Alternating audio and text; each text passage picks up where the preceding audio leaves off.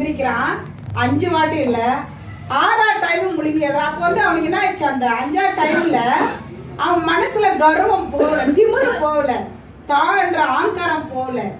6ஆவது வாட்டி முழுங்கி எந்திரிக்கிறான், கையெல்லாம் பாக்குறான், ஒண்ணுமே இல்ல.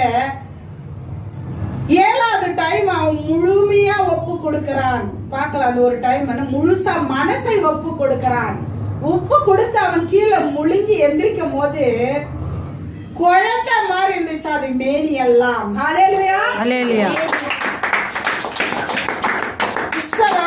ஃபுல்லா இருந்துச்சு, முகம் கை கால் எல்லாமே.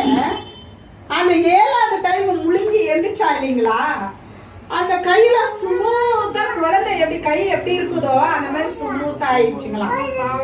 கர்த்தரோட கிருபை அப்படிதான் நம்மளுக்கு. கர்த்தருக்காக நீங்க காத்திருக்கிறீங்கன்னா ஒண்ணுமே இல்லை, நம்மளுக்கு ஒண்ணுமே நடக்கல, எதுவுமே நடக்கல. தேவன் திட்டம் வைத்தார், அது அதி சீக்கிரத்துல முடிப்பாரு. ஆனா நம்ம என்ன பண்ணோம், காத்து கொண்டு இருக்க வேண்டும். அல்லேலூயா. சுகத்தை கொடுப்பாரு அவருக்கு, எல்லாத்தையும் கொடுக்க வல்லவர் என் கர்த்தர். அவரை மாத்திரம் நீங்க நம்பி வாங்க. கர்த்தரை விட்டு எந்த காரணத்தை கொண்டு விலகி போகாதீங்க. ஆத்துமாக்களுக்கு பிரேயர் பண்ணுங்க. நீங்க உங்க ஊழியத்தை நீங்க செய்து கொண்டு வாங்க. நாகமானுக்கு சுகம் ஆயிடுச்சு. அந்த பொண்ணு 10 வயது சிறுமி. இந்த குழந்தை கூட போயிட்டு சொன்னா, ஆண்டவரோட பேச்சு யார் சொன்னாலும் நீங்க போய் யார்கிட்ட நீ கர்த்தரோட வார்த்தை நீங்க சொன்னீங்கன்னா கண்டிப்பா கேட்பாங்க. ஃபர்ஸ்ட் பாயிண்ட், நாகமான் சுகமாயிடும். செகண்ட் பாயிண்ட், நல்லா கிளீனா கேளுங்க.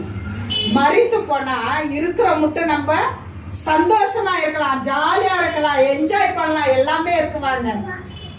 இஸ்ரவேல் ஜனங்க அடிமைத்தனத்துக்கு போயிட்ட பிறகு கர்த்தர் நம்மள கை விட்டார் என்று எகிப்துல இருக்கிறவங்க அழிஞ்சிடுறாங்க. அந்த இடத்துல எல்லாமே அழிஞ்சு போயிடுறாங்க. வெறும் மண்டை ஓடுதான் விழுந்து கிடக்குது, கை கால்லாம் எங்கெங்க விழுந்து கிடக்குது. இஸ்ரவேல் ஜனங்க நடந்து கொண்டு போய் கொண்டு இருக்கிறார்கள். நடந்து போய் கொண்டு இருக்கும் போது எலும்பு குண்டா இருக்குது. ஆண்டவர் கூப்பிடுறாரு எசேக்கியேலை கூப்பிட்டுட்டு தீர்க்க தரிசனமா அவர்கிட்ட சொல்றாரு, இந்த எலும்பு மண்டை ஓடு இறந்துட்டா நம்மளது எங்க காலு கை எலும்பெல்லாம் செப்பரேட்டா இருக்கும், தலை செப்பரேட்டா இருக்குது இல்லைங்களா, எல்லாம் குவிலா குவிஞ்சு இருக்குது. நல்லா கவனிங்க. கர்த்தரோட கிருபை நம்ம மனசு செத்து போயிருந்தாலும் உயிர்ப்பிக்க வல்லவராக இருக்கிறார். அல்லேலூயா. எலும்பு குண்டு குவிலா இருக்குது. எசேக்கியேலை கூப்பிட்டுட்டு இந்த எலும்பு குண்டு உயிர் பெறுமான்னு கேக்குறாரு. கர்த்தர் பேசுகிறார். எசேக்கியேல் கிட்ட பேசுறாங்க, இந்த எலும்பு உயிரோட வருமா அப்படின்னு கேக்குறாரு.